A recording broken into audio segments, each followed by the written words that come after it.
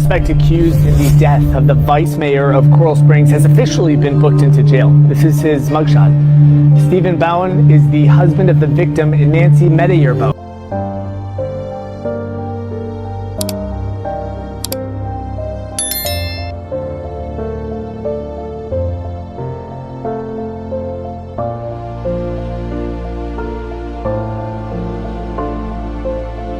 Police were standing outside that house, right outside the front door, and they refused to go in, even after someone told them she might already be dead. Before we unveil the reason why we said it was all her fault, let's quickly go through the 911 call and the signs she ignored that led to her death.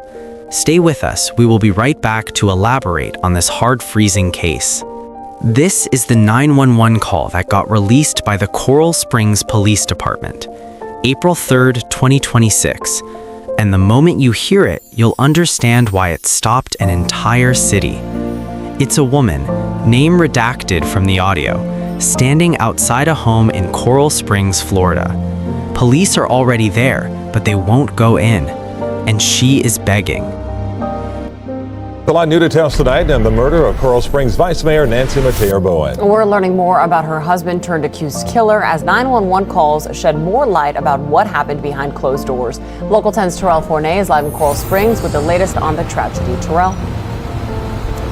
Yeah, among that history, a fascination with guns and the operator of a faith-based organization for this man who is accused of killing a beloved vice mayor of the city of Coral Springs. So many people touched by this tragedy, and many of them are arriving here to the City Hall in Coral Springs for a planned candlelight vigil that's set to begin tonight.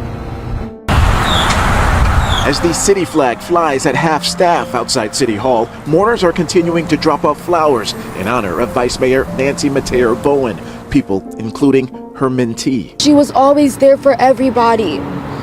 Every day, every time I talk to her, it's always, what are we gonna do to help the people? She always a selfless person. It was Wednesday when relatives rushed over to Nancy's Coral Springs home after she failed to show up to several scheduled meetings. 911, what is your emergency? I'm calling to report a possible crime. The urgency escalated on voices in those 911 calls. Tell them to break down the door and go down, whatever means. Ma'am, I understand that we're worried about her and we're trying to find her, but we can't just break down the door.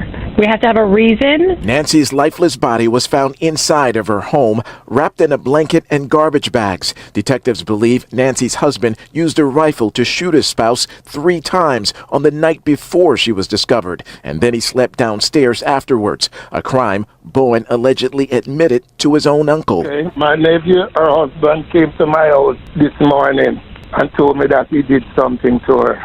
Okay, her Is husband? he alive? He said no.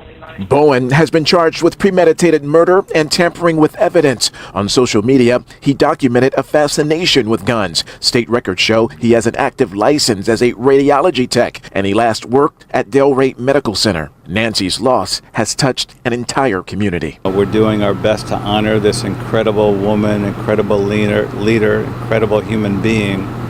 You know, she was so committed to so many, including our youth. No one can replace her. So many emotions, even 2 days removed from when this tragedy happened. We know that this candlelight vigil is expected to begin at about 7 o'clock tonight. It is not a city-organized event, but yet city leaders, some of them at least, are expected to be in attendance.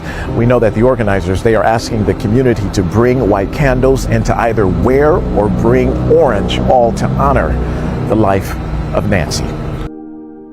That call was made at 1:51 p.m., Wednesday, April 1st, 2026. By 2:24 p.m., Vice Mayor Nancy Metayer Bowen was pronounced dead. But here is what makes this case different from every other domestic violence murder you've ever heard about. Nobody, not one person who loved her, not one person who stood beside her at events, not one colleague, friend, or family member had any idea she was living in danger. And what investigators found later suggests this didn't start that night. That is what we are talking about today. That uncle, I don't think people fully understand how hard that decision was. He walked into a police station and gave up his own nephew. He chose a woman's justice over his own family. That's not a small thing. What would you have done? Before we walk through what happened inside that house, I need you to understand what this relationship looked like from the outside, because that understanding is the entire point of this video. Nancy Metayer Bowen's Instagram bio read, wife, fur mama, vice mayor, environmentalist, rattler. In that order. Wife came first.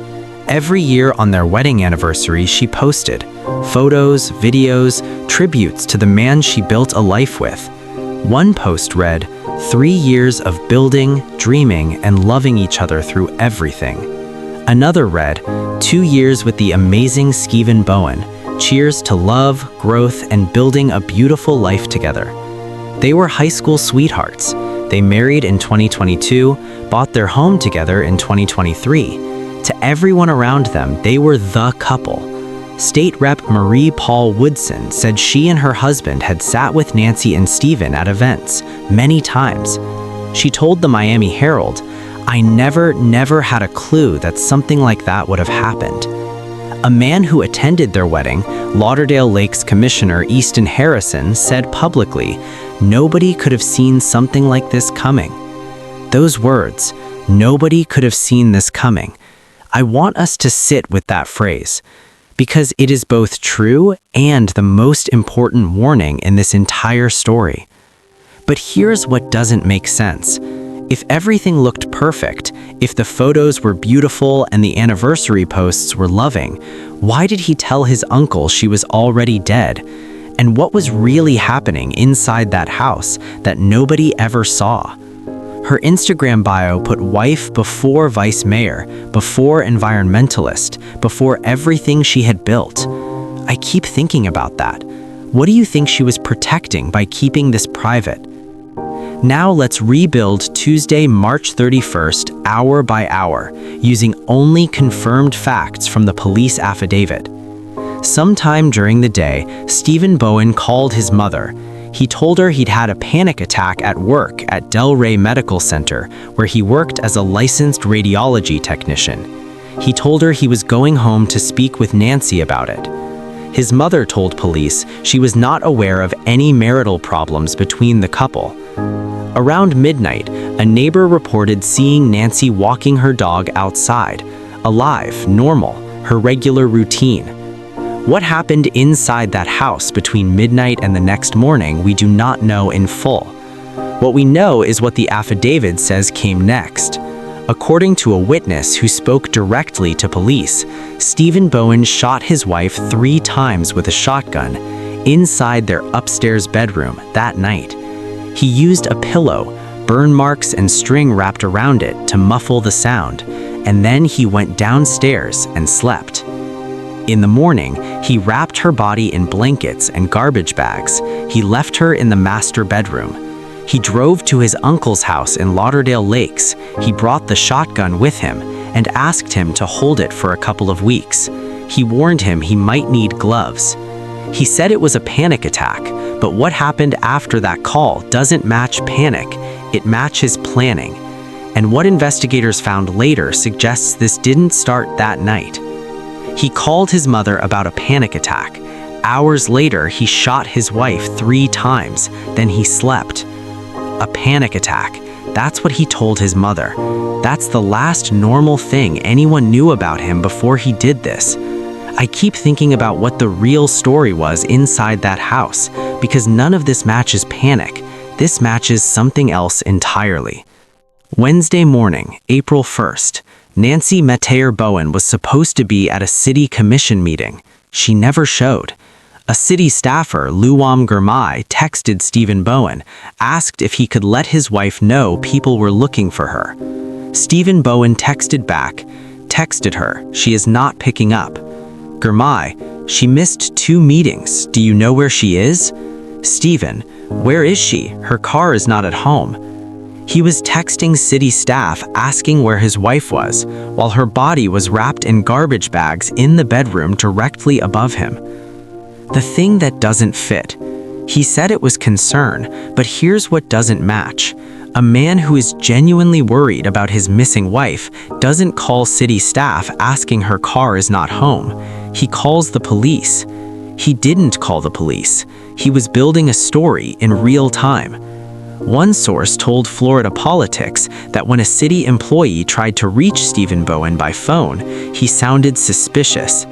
That detail prompted someone to call the police. Officers arrived for the welfare check. No cars in the driveway, no response from inside. A detective walked the perimeter and found it. Outward explosive-like damage on the second floor. Damage consistent with projectiles fired from inside the home. SWAT was called. Meanwhile, Stephen Bowen left his uncle's house. He drove to a parking lot in Fort Lauderdale. He met a fellow Freemason telling him they were meeting to discuss an upcoming lodge meeting. Then he handed him a bag containing the shotgun and ammo boxes. Surveillance cameras caught all of it. License plate readers tracked his black Ford F-150 across South Florida. Every move documented, every transfer recorded. At 1:51 p.m., his uncle and aunt made the 911 call. At 2:24 p.m., Nancy Metayer Bowen was pronounced dead. She had been gone since the night before. At 2:35 p.m., Stephen Bowen was taken into custody at the Plantation apartment complex. As law enforcement closed in, he reportedly said, "Oh shit, they're here for me." He handed the shotgun to a Freemason. He texted city staff playing dumb. He drove across South Florida, leaving a trail on every camera and license plate reader in the county, and surveillance caught every single move. The cover-up lasted less than 24 hours. What does that tell you about how this actually went? Now I want to stop, because this part of this video matters most. Not the arrest, not the affidavit, this part. Nancy Metayer, executive director of the Sant Law Leadership Program that helped shape Nancy's career, said something after Nancy's death that I haven't been able to stop thinking about. She was working hard, doing good work, and we never imagined she was living in this personal hell. Personal hell, those are strong words, and they come from someone who knew Nancy well. Because here is what the police found. No prior domestic violence calls to that home. No violent criminal history for Stephen Bowen. No restraining orders. No documented incidents. The Miami Herald made a public records request for prior police calls to that address. The Coral Springs Police Department denied it, citing the active investigation. So officially, the record is clean, but Nancy is gone. And that gap between the clean record and the garbage bags is where the real conversation begins. No calls, no criminal history, no red flags anyone can point to. That's what makes this so hard to look at, because if it could happen here, in this marriage, to this woman, then the question isn't just what happened. The question is, what are we missing in the cases that haven't ended yet? The hidden pattern, what experts say about cases like Nancy's. Domestic violence experts have a term for what might have been going on in that home. It's called coercive control, and it is the most dangerous form of domestic abuse, precisely because it leaves no visible marks. Here is what coercive control can look like from the inside. Sign 1. The public face is perfect. The abusive partner is charming, well-liked, even beloved in their community. Stephen Bowen was a radiology technician, the CEO of a faith-based nonprofit, Men of St. Luke, and by all accounts, a well-presented man. The couple appeared at events together. He smiled in photos. Nobody saw the private version of him. Sign 2. The victim carries the emotional weight of the household. High-achieving women in public life often absorb enormous amounts of stress from their career, their community, and their home without ever showing the cracks. Nancy had just buried her brother 3 months before. She was managing grief, a demanding public role, and preparing a congressional announcement. People in coercive control situations often overperform publicly to compensate for what's happening privately. Sign 3. The abuser controls the narrative of "we are fine." Nancy posted anniversary tributes every year, beautiful photos, loving captions, but experts note that survivors of coercive control are often conditioned to maintain the public image of a happy relationship, sometimes out of love, sometimes out of fear, sometimes both. Those Instagram posts cannot tell us what happened behind closed doors. Sign 4. Escalation is triggered by a perceived loss of control. Stephen Bowen told his mother he had a panic attack the same day he killed his wife. Experts say that in coercive control situations, escalation to lethal violence often happens when the abuser senses a shift in power. Nancy was about to announce a congressional run. She was about to become exponentially more powerful, more visible, more independent. The question nobody can answer yet: was that the trigger? Sign 5. There is no type. Nancy Metayer Bowen was educated, successful, surrounded by powerful people who loved her, with resources and networks most people could only dream of, and she could not escape, or did not know she needed to. Domestic violence does not care about your degree, your title, your community, or your Instagram following. The most dangerous abuser is the one nobody suspects, because nobody is watching. The sign that hit me hardest: the victim often overperforms publicly to hide what's happening at home. Think about the women in your life who seem to have it all together, the ones who never ask for help, the ones who always show up. Are we actually checking on them? I want to tell you about Christelle Luador. She founded a nonprofit called Gen Z Pu Aiti, and Nancy Metayer Bowen drove her to her very first advocacy event. Christelle told reporters at the vigil, "She was always there for everybody, every day. Every time I talked to her, it was always, what are we going to do to help the people?" She was always a selfless person. Nancy was not just building a political career. She was building people. She was building the next generation of leaders in the Haitian American community, and in Florida, and in this country. Congressman Jared Moskowitz stood at that vigil and said Nancy would have won that race. The 20th Congressional District, a seat in the United States House of Representatives. That was 3 days from being announced. 3 days. And her husband knew. He knew what she was about to become. And on the night of March 31st, he made sure she never got there. 3 days. She was 3 days from the announcement that would have changed her life and this country.